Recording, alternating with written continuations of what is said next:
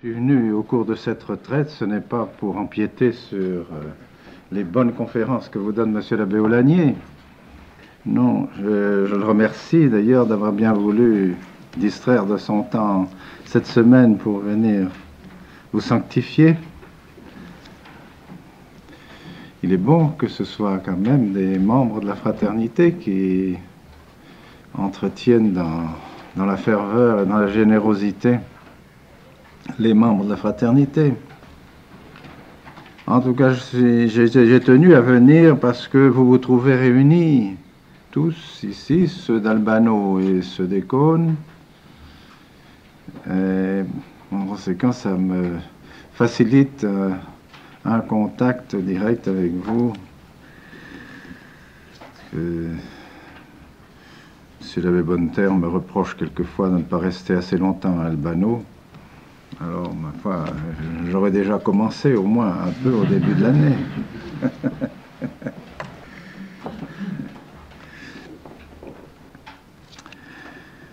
Alors bien, vous n'êtes pas évidemment sans savoir les épreuves que la fraternité a subies ces temps-ci. Décidément, il faut croire que le bon Dieu permet ces épreuves d'une manière, je dirais, presque périodique. Qu'est-ce qui se passe? Quels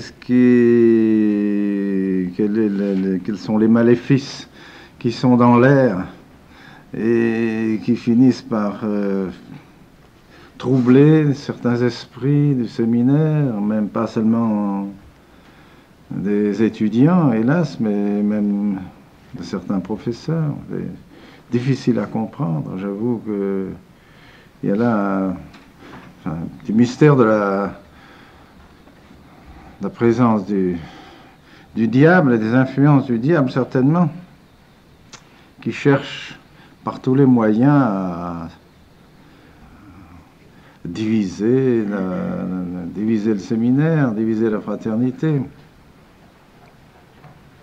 Et vous pouvez constater vous-même que tantôt ce sont ceux qui voudraient nous entraîner un peu, je dirais presque loin de l'Église, en essayant de nous faire abandonner l'existence même du pape. Et puis, à d'autres moments, ce sont ceux qui voudraient nous faire abandonner la messe. Alors d'un côté, nous sommes tiraillés par ceux qui nous reprochent avec violence, avec véhémence, avec même un manque de charité inconcevable, que le fait de reconnaître qu'il y a encore un pape, qu'il y a un pape qui existe, eh bien c'est inadmissible.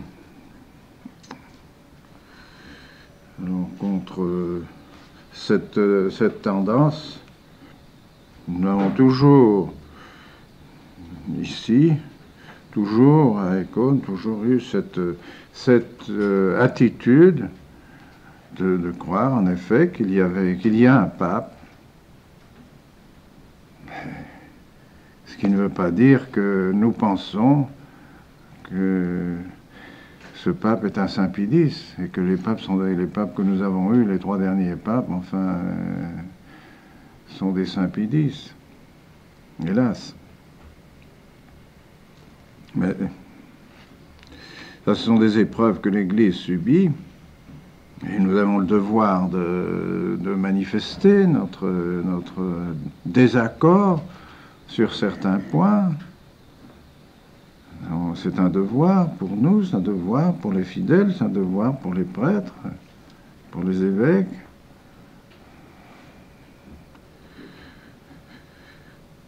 Mais d'autre part, pour ceux qui aussi voudraient nous faire croire que la messe et que les réformes nouvelles ne sont pas mauvaises.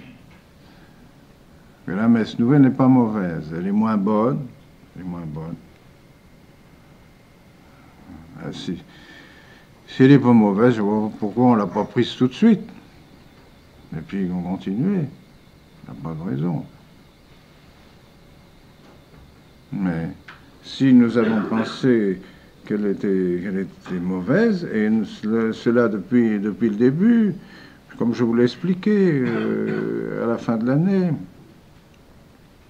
si nous croyons qu'elle est mauvaise, nous ne pouvons pas la conseiller. Nous ne pouvons pas la rendre obligatoire.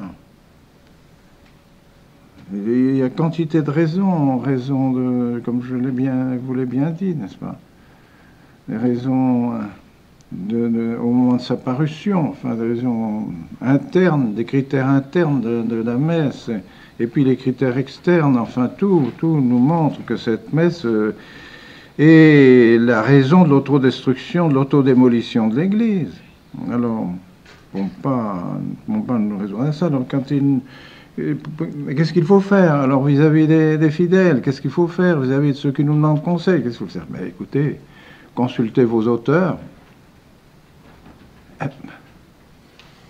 C'est un problème moral comme les autres. On veut dire que la télévision est mauvaise. Ah, la télévision est mauvaise. Ben non, c'est pas mauvais la télévision. Ben si, c'est mauvais la télévision. Bon, ben, êtes-vous persuadé, vous pas persuadé? C'est bon, c'est mauvais. C'est peut-être pas mauvais en soi. On pourrait avoir de bonnes choses par la télévision. Mais dans les faits, est-ce qu'elle est bonne, est-ce qu'elle est mauvaise? Dans les faits, elle est mauvaise. Sûr. Alors, qu'est-ce qu'il faut dire aux gens qui nous demandent des conseils sur la télévision? Ben, consultez vos auteurs. Les auteurs disent qu'il faut considérer toutes les circonstances, les conditions, les manières dont... S'il y a des choses, surtout, alors, entre la télévision, par exemple, et la question de la messe, la question de la messe est beaucoup plus grave que la télévision, parce que la télévision touche la morale, la messe touche la foi.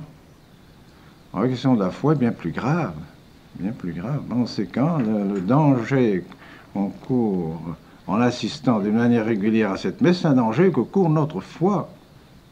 Alors là, on est obligé d'être encore beaucoup plus sévère, beaucoup plus prudent dans tous les conseils qu'on peut donner. Même chose, le séjour sur les plages au cours des vacances n'est pas bon. Alors des familles vous demandent, est-ce que je peux aller avec mes enfants, passer les vacances à tel endroit, Ben, voyez, consultez, oui. Les circonstances, tous les cas de morale sont comme ça. Tous les dangers qui se présentent, danger pour notre foi, danger pour la morale, posent un problème de conscience qu'il faut résoudre suivant les règles de la morale. C'est pas une chose bien spéciale, c'est pas spécial à la messe. La messe, c'est un danger pour notre foi, mais il y a d'autres dangers pour notre foi. La lecture des mauvais livres, par exemple, la lecture des livres qui sont dans l'index, ou la lecture des livres qui pervertissent l'esprit et qui pervertissent la foi.